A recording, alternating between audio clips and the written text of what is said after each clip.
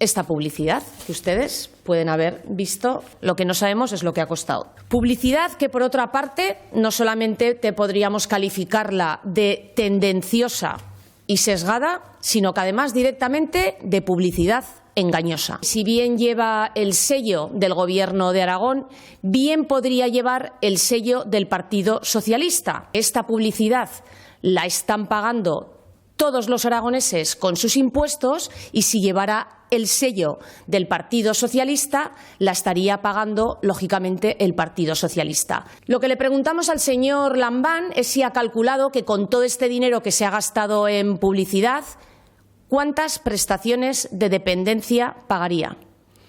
¿Cuántas pruebas diagnósticas se podrían hacer a todos aquellos aragoneses que están esperando más que el resto de españoles para una prueba diagnóstica o incluso para una intervención quirúrgica? ¿Cuántos incentivos con este dinero que se ha gastado en publicidad de todos los aragoneses se podrían pagar al personal sanitario? Nos parece una verdadera vergüenza. Es indecente que aquello que no ha sabido solucionar ni explicar porque no tiene ninguna veracidad, ahora con el sello del Gobierno de Aragón, esté haciendo campaña electoral y pagándose la campaña electoral del Partido Socialista a costa de todos los aragoneses.